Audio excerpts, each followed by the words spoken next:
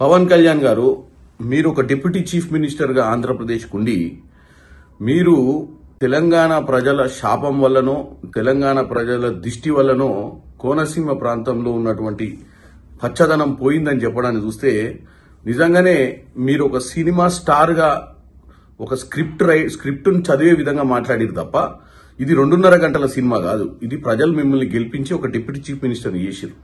అక్కడ అటువంటి పరిస్థితి ఎందుకు వస్తుంది? దిష్టి తెలంగాణ ప్రజలది తాకినట్టుగా లేదు. మిమ్మల్ని గెలిపించి మిమ్మల్ని ముఖ్యమంత్రి చేసిన తర్వాత ఈ కోనసీమ ప్రాంతానికి నిజంగానే దిష్టి తాకినట్టుంది మీరు అలా మాట్లాడినట్టయితే. ఎందుకంటే మీరు వీలైతే ఎలా దాన్ని పరిష్కరించాలనో ఆలోచించాలనే తప్ప మీరు ఇలా ఇష్టం ఉన్నట్టు మాట్లాడొద్దని కోరుకుంటున్నాను.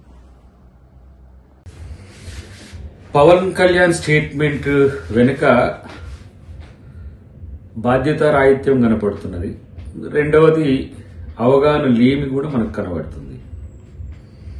ఎందుకంటే ఆంధ్రప్రదేశ్ వెనుకబాటుతనాన్ని ఆంధ్రప్రదేశ్ చూసి దిష్టి తగిలే విధంగా తెలంగాణ వాదులు కోరుకోరు, తెలంగాణ ప్రాంతం కూడా కోరుకోదు. ఎందుకంటే రాష్ట్రాలుగా విడిపోయినప్పటికి కూడా తెలుగు ప్రజలంతా కూడా కలిసిమెలిసి ఉన్న పరిస్థితి తనకు తెలియకపోవడం అనేది విచారకరం. అన్నిటికంటే ముఖ్యంగా ఏంటంటే అవకాశవాద ప్రకటనలు పవన్ కళ్యాణ్ నుంచి రావడం అనేది తెలుగు ప్రజలు కూడా కోరుకోవట్లే. సరే, అనాలోచిత స్టేట్మెంట్సా లేకపోతే ఉద్దేశపూర్వకంగా చేస్తుందా అనే దాంట్లో అనాలోచిత స్టేట్మెంటే కనబడుతుంది మనకు. కాబట్టి గోదావరి ఎప్పుడు కూడా తెలుగు ప్రజల్ని సమానంగానే చూసింది.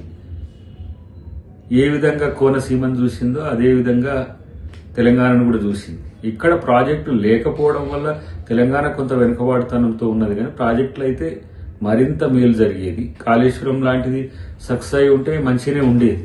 కానీ ఈ అంశాలలో తనకు అవగాహన లేకపోవడం వల్ల కేవలం రాజకీయ ప్రేరేపిత ప్రకటనలతోనే ఈరోజు పవన్ కళ్యాణ్ ఈ స్టేట్మెంట్ ఇచ్చిందని మనం అనుకోవాల్సిన అవసరం ఉంది.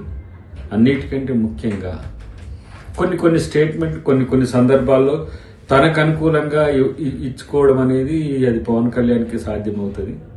కానీ ఆంధ్ర తెలంగాణ ప్రజల మధ్యన చిచ్చు పెట్టే విధంగా భారతదేశంలో ఏ నాయకుడు ఆ స్టేట్మెంట్ ఇచ్చినా ఈ తరహా వ్యతిరేకత వస్తుందనేది ఊహించి ఉండకపోవచ్చు. కానీ ఏదో ఫ్లోలో తనున్న నియోజకవర్గంలో మాట్లాడేటప్పుడు మాట్లాడుతున్నది ఒక డిప్యూటీ సీఎం హోదాలో మాట్లాడుతున్నాం అనేది కనుక గుర్తుండే ఉంటే ఇలాంటి ఒక నెగ్లిజెంట్ స్టేట్మెంట్ వచ్చేది కాదు.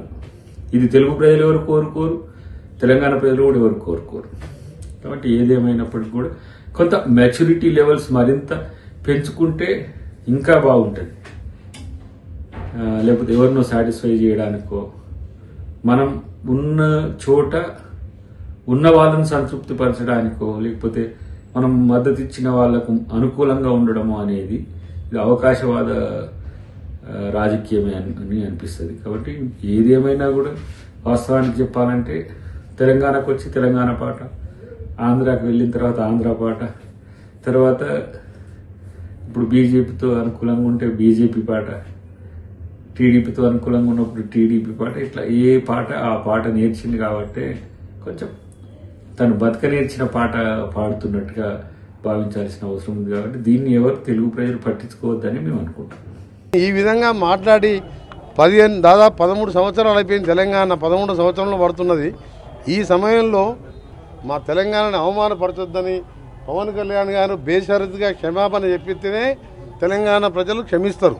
నైజాంలోనే చిరంజీవి ఫ్యామిలీ సినిమాలు ఎక్కువగా వాడుతుంటాయి. వాళ్ళే ఇప్పుడు దాన్ని క్షమాపణ చెప్పకపోతే ఎవ్వరు కూడా చిరంజీవి గారికి సంబంధం లేదు. Chiranjeevi is a super man. ఆయన ఎప్పుడు కూడా వివాదాలకు దూరంగా ఉంటారు. కానీ పవన్ కళ్యాణ్ కొత్తగా రాజకీయాలకు వచ్చి డిప్యూటీ సీఎం కాగానే తెలిసి తెలియకనే మాట్లాడిండో మరి కావాలని తెలంగాణ వాళ్ళని అవమానపరచాలనుకుండో ఏమనుకుండో కానీ దానికి క్షమాపణ చెప్తే కనీసం ఆయన సినిమా 1-2 రోజులన్నా ఆడుతుంది. చెప్పకపోతే ఎక్కడ కూడా తెలంగాణ థియేటర్లలో సినిమాలు రిలీజ్ కావు. సినిమాటోగ్రఫీ మినిస్టర్గా నేను చెప్తున్నా ఈ మాట.